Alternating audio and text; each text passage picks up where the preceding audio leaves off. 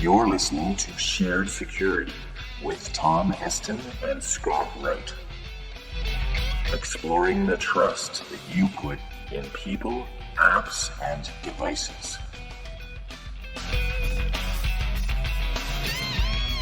Brought to you by Scott Wright, the Streetwise Security Coach, and Tom Eston, penetration tester and ethical hacker. We bring you stories, advice, and tips to help you make better risk decisions because nobody else can make them for you.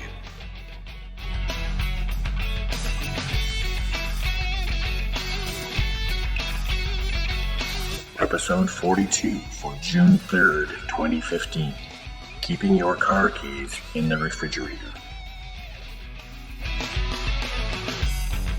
Hello and welcome to the Shared Security Podcast, formerly Social Media Security. I'm here, Scott Wright, with Tom Eston, and we're launching our new look episode number 42. Is that right, Tom? That's correct. 42.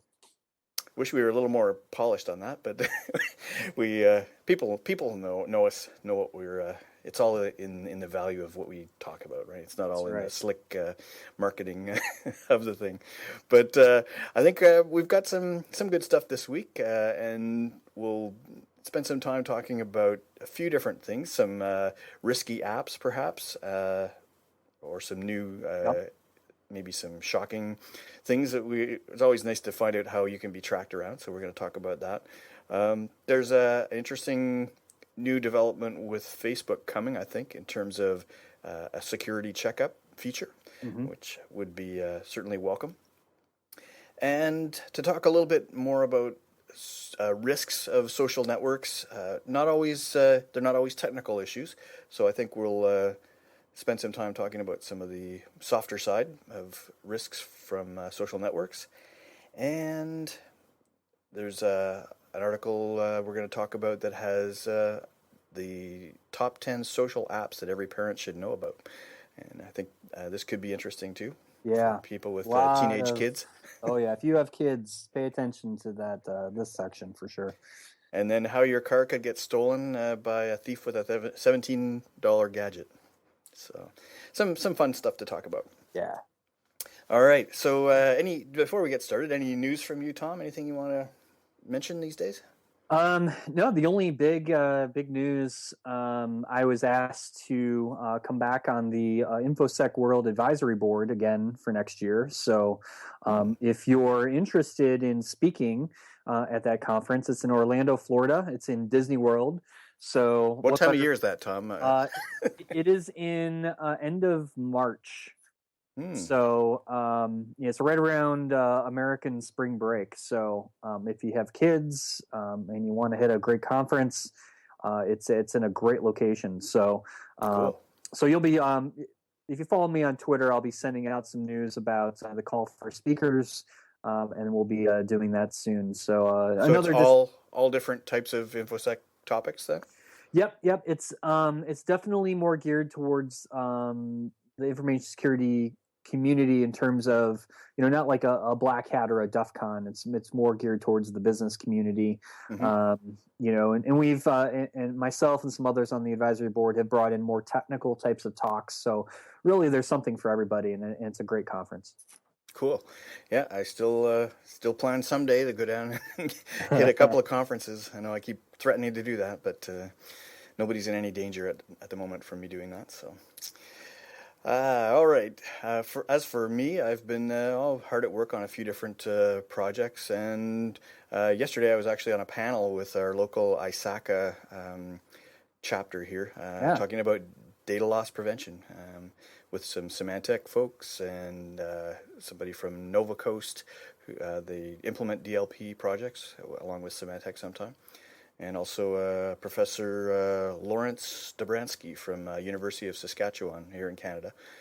Some really good technical discussions, and about 120 people for breakfast, which was really great. Wow. It's a good turnout. So yeah, it was fun. And as far as other activities, nothing planned, but I have some exciting stuff that could be happening. So maybe in a month or two, we'll be able to talk about some new things.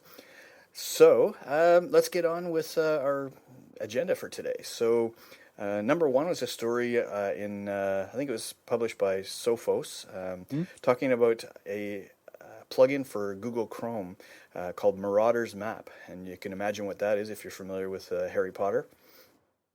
Yeah, yeah. It's the developer basically. I believe this was like the in one of the books. I guess it revealed the location of everybody in Hogwarts, right? Yeah, that's right. So there's a map, and you could just sit and watch people's footprints, and they were labeled Yeah, going around the school. yeah. And yeah, this is interesting. So apparently, Facebook Messenger. So this is Facebook's, kind of private chat, system where you can send messages to your friends privately.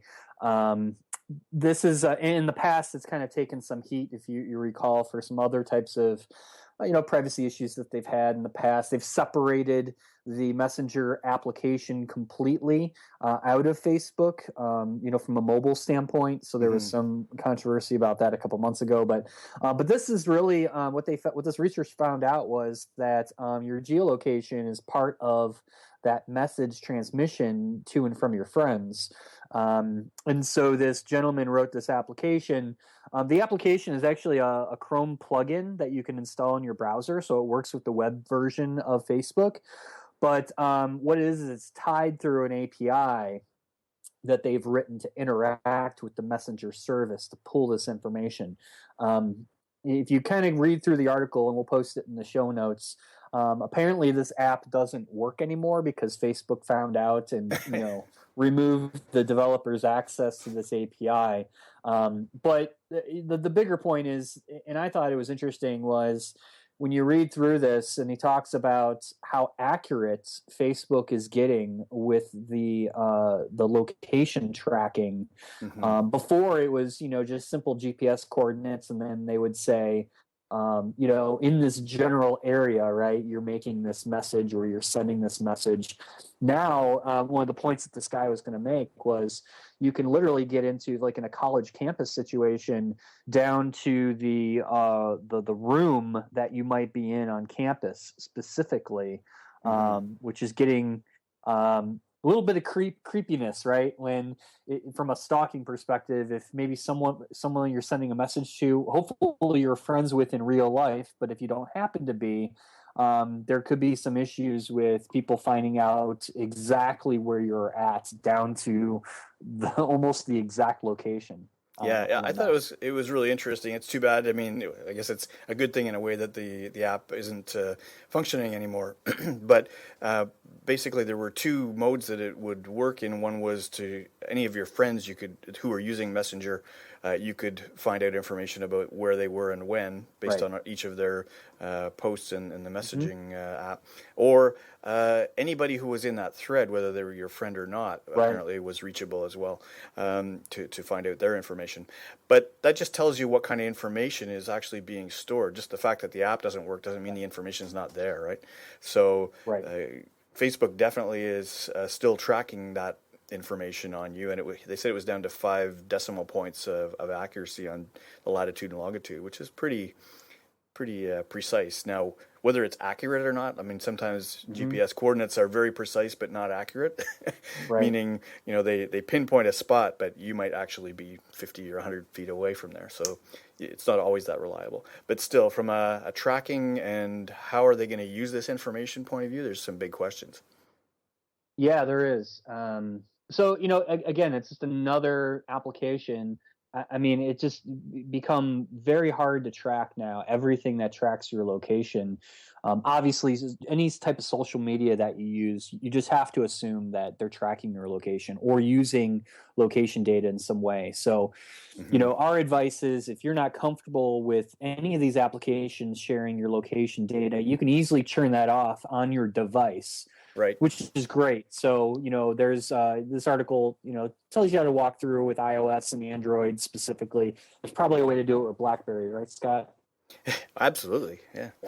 So, for sure. Yeah. So it's just something to consider. And if you're not comfortable with these applications using your geolocation, there are ways to shut that off.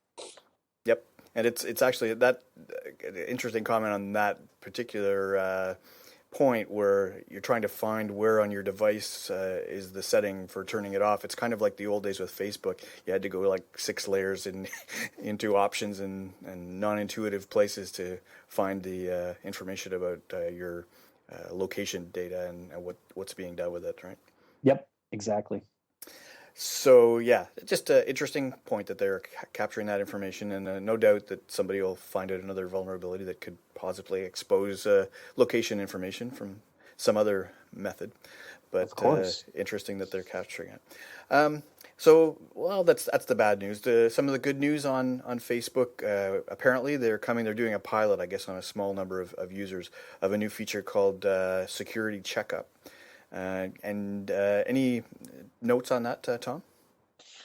No, I think this is a great idea that they're doing. In fact, I think the Facebook security team just in the last several years have made great strides to improve communication and improve the tools that you as a Facebook user has to do things like this security checkup. And this is really more of like a wizard that pops up and says, "Hey, now's probably a good time for you to change your password, see what logins that you have, turn on login alerts." And really it kind of I wouldn't say it's invasive. It's one of those big pop-up boxes that you might get that shows up while you're using Facebook, or that when you log in, but I think it's a necessary step, and I'm glad they're being more in your face about these things, because it's really important. Yeah, and it's what's interesting about it too, I think, is it's not just regarding privacy. So it's not as if they've just been poked and prodded so much by privacy advocates that they're trying to make the privacy settings easier to handle, which they have done a little bit before. But this is security in general, right? Like what accounts or what logins you have on different devices, things like that, which are really important for people to understand and have access to easily. So I agree. I think it's a really good initiative, and hopefully it works out for them. Yep, I totally agree. So, yeah, I'd be interested if any listeners of the podcast have had this pop up yet. They haven't really officially announced it yet, but I would assume that this is something we should see here in the next couple of weeks. Probably come out. Yeah, and in Canada, maybe in 6 months or so. Exactly. Poor Canada. Yeah. No, that's good. Now let's move a little bit away from the technology and more onto the general social implications. And this is something I referred to in my newsletter a couple of days ago as well, regarding the difficulties that adoptive families are having now with their children finding their birth parents, for example, on social networks. It's becoming so easy to do. And in the article that we'll put in the show notes, it's just a really touching story about how this one girl, I mean, you can imagine it, she's growing up thinking that her birth mother is like Cinderella, and based on some of the things that have been told to her. And then when she actually is able to locate her and she actually meets her surreptitiously without the adoptive parents knowing about it, without any control over it, and discovers that it's not quite that story. And in fact, there's some pretty shocking stuff in her previous parents' life, and I think that actually did a lot of damage to the adoptive family. And after I posted this, I actually got a response from a friend of mine who has adopted children, and they said in the communities that there are a lot of different problems, like lies and different things happening between people. So just the fact that when children are able to access the real information directly, it can be a real shock and sort of almost a traumatic experience for them. So they have to. I mean, one of the messages I take out of this is that you have to try and find ways to break the truth to kids as early as possible, because they're going to find out. Yeah. This is an interesting topic. I definitely the article's a little like a long read, but I definitely recommend reading it, just to especially if you have adopted children yourself. It brings in a lot of interesting subjects around social media and the usage of social media, how that's kind of changed the perception of adoption, and ramifications in the future of those children. It's very interesting. Yeah, your expectations when you start down that journey are have to be changed a little bit from what they used to be. Yeah, they do. And it's interesting too when you see a lot of people that go out and then search for their birth parents, right? And proactively, and of course they're using social media as well. And sometimes those results and those investigations that those people do sometimes don't end up in a good way either. Yeah, exactly. Yeah. Yeah. So, so one of the things that now that we're talking about parents, Yeah. it's a good segue. There's another article that we'd like to talk about, which is the 10 social apps that every parent should know about. And they cover some really interesting ones. Some I've heard of and some I hadn't. So maybe we could do a quick run through them. Yeah, sure. I can cover a few of these.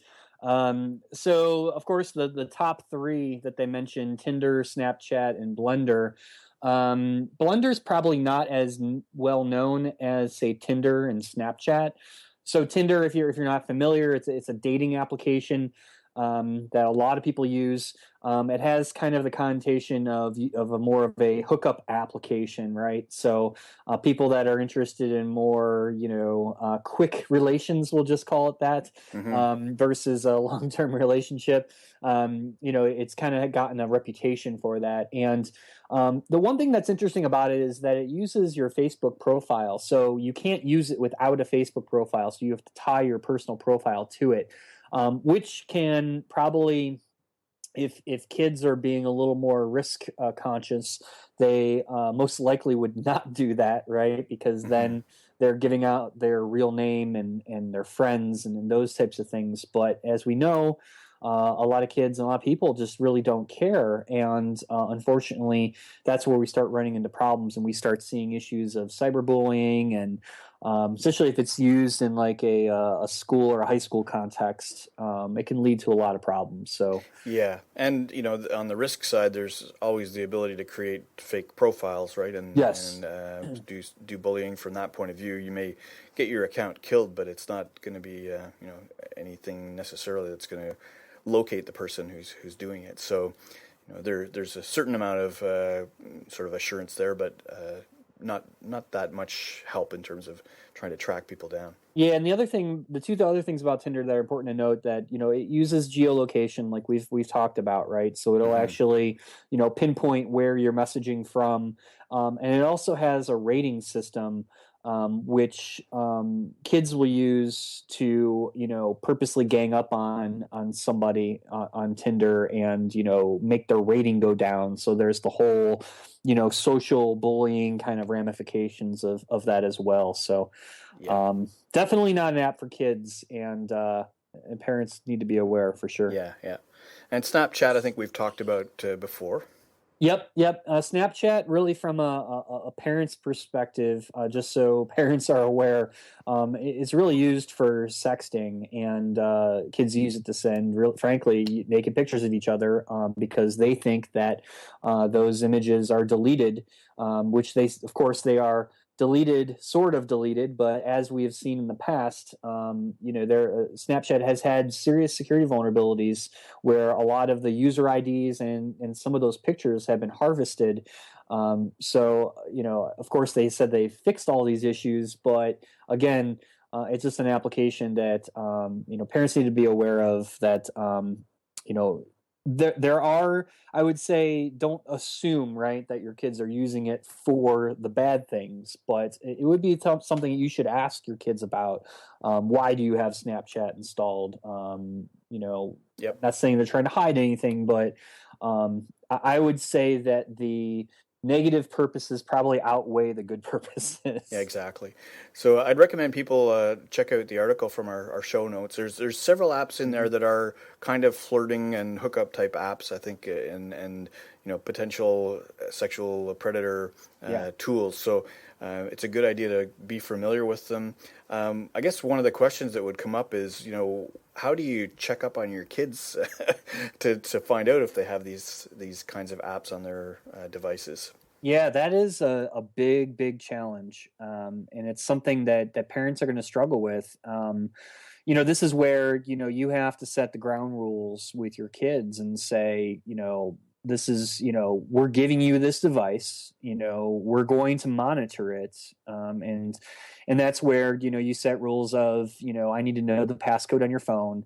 Or if anything, you need to show me, what apps you have installed. And there's a certain level of trust, I think, that we all try to give our kids. But at the end of the day, I think you do have to monitor it as a parent and just be aware that there's just so many of these apps that are out there, and there's new ones popping up all the time. So exactly, yeah, it's very challenging. One of the ones that's interesting, and they say it doesn't work, I don't think anymore, but as we all know, the other ones will pop up. The one called Poof, where it actually makes other apps disappear. So if you are, getting a chance to quickly browse on your kid's phone and see what apps are there, it may not be all the apps that that are actually installed. So you can, basically try and figure out what might be hidden. There are apps that are used as safes and places to hide pictures and things like that as well. So just things for you to be aware of. Yeah, I'd be interested to know more about like that Poof application, if that's something that needs to be installed like on a jailbroken device or rooted Android phone, just because how it can cross both, or many apps, right, to see multiple app or control their visibility. Yeah, it probably does have to be jailbroken, which is basically a way of breaking the security on your phone or device so that you can do other things than what was intended. Yep, exactly. So the lesson here is just, parents have that conversation with your kids about, their cell phones and the usage of them. And, and that's where you can start, I think, asking questions of, so, tell me about the apps that you use, or can I see some of these apps? And hopefully you don't find these things, but if you do, I think now you might have a better way to approach that with your kids. Yeah, and even talking to your kids about it, saying about these apps is almost enough to scare them away from trying if you know something about them. So, just be visible and be a part of it. So. And because you listen to this podcast, you're 10 times ahead of your kids anyway. So we hope. We hope, yeah. Yeah, you see us walking around the playgrounds with our baseball caps on backwards, just trying to absorb this stuff so we can feed it to you guys. Right. We're not stalking them.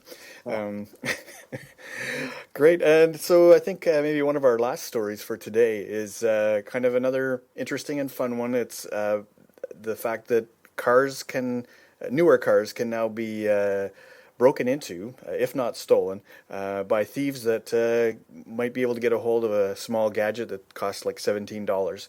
So the idea here is that the new vehicles that are being manufactured, their security systems are not all that well thought out from the point of view of the fancy access where you touch the door handle, or you basically can have it light up when you walk up close to it.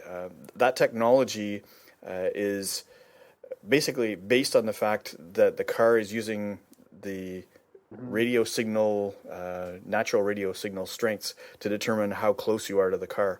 And the gadgets that the thieves are now using to break in basically just relays the car's signal to a receiver somewhere, and all that they have to do is take the receiver to be somewhere close to you. So you could be in your house, or you could be in work, or out at a restaurant.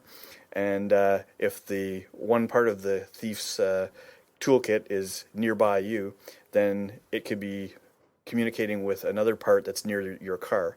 And essentially the car thinks you're close by, and the person at the car could just touch the door handle and open it up. So it's a very simple kind of a technique for breaking in. And although you could get the car to start by doing that, but once you drive away, as soon as you turn it off, it'll be nowhere near the key. So I don't think the car would really be that usable unless you had somebody who really knows the sophisticated electronics that are in the ignition.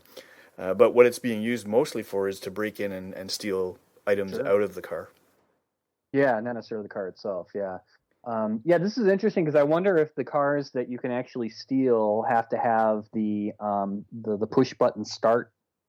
That's actually part of it, I think, because the technology is called passive keyless entry and start. Yeah.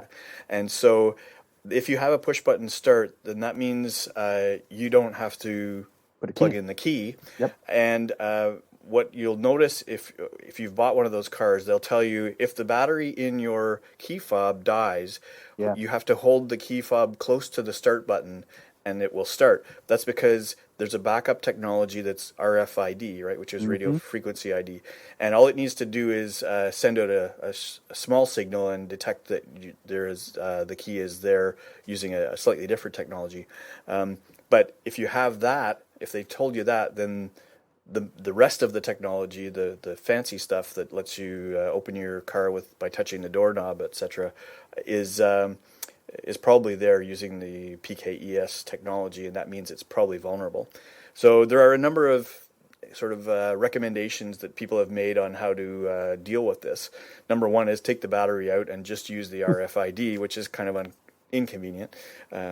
So that means you probably have to use the key to unlock it. I don't know if it would unlock the door at all if you're close to it, but you could definitely use the push buttons. So there's no problem with using the push buttons. Oh no, because if you take the battery out, it won't work. That's a good point. So yeah, it's a tricky one. The other thing is people say put your keys in the refrigerator or the freezer overnight, which would shield them from the thieves being able to get near enough that the signal would be usable. The other option is to use like a passport wallet that's shielded from. You can buy them pretty much anywhere at any of the travel luggage stores, kind of thing. And if you keep your keys in something that's shielded, like a metal box, then it would not be able to receive this relayed signal from the thief. So, which is probably the best idea. I imagine the manufacturers will probably fix this, but it's not going to be that easy. I could see probably maybe a transitional period where you could go to a dealer and say, I want a new set of keys that doesn't have this vulnerability. And it would really just be the old style of using the push buttons rather than having it do things automatically for you when it knows you're there. Yeah, this is it's an interesting hack. And I also, just trying to figure out how to defend against that. It's similar to how you remember the PayPass cards, and in fact, I think this is still a vulnerability where those cards where you can tap and go, with your credit card. This is a very similar type of attack. Relaying the signal. Amplify the signal. Pretend you're one of the readers, and then you basically harvest those the card information that way. And so I was just going to say that the proper way to enable this technology really is to use the speed of sound or speed of light, right? To measure the distance between the key and the car by the time it takes for the signal, like a digital signal or some kind of a token to be sent back and forth. But that means you have to have a more powerful key that actually can, and a smart key that would be able to act properly rather than just repeating a signal back. So there are some complications that they're going to have to deal with on solving this. Yep, exactly. And the fact is, you can get this device. If you do some Google searching, you can buy them on Amazon. It's pretty easy to find, surprisingly. So keep your keys in the fridge. That's it. Yep. Just don't drive anymore. Exactly. Great. Well, I think that's it for today's stories, and I think it's been fun, and I'm sure we'll have more fun ones next time. We'll try and set a date for the next recording as soon as we're off the air here. And I guess just from a closing out point of view, anybody who has comments are welcome to share them with us. Tell us what you think of the new scope and format of the show that we're trying to broaden from social media to a lot of technologies that we rely on, and even non-technology issues, social engineering, anything that involves trusting people and things, we're going to talk about. And so you can reach us. I actually created a new Twitter account for us called Shared Sec. So we'll get there's no picture on it right now. It's one of those little eggs or whatever it is that Twitter puts. We'll get a picture. I don't know just some kind of a morph of Tom and I together. But that's how you'll be able to reach us later. But for now, you can reach Tom at actually we have a Twitter account, Social Media Security, and I think we have feedback at socialmediasecurity.com. Yep, and we'll be changing that to feedback at shared security. So perfect. The only thing we're going to retain, I guess, is the sequence number, so that it sounds like we've been around for a long time. Will be exactly shared security episode 43 coming up. That's right. Great. Well, good to have everybody with us this time, and we look forward to talking to you in about a month. Take care, everybody. Okay, bye-bye.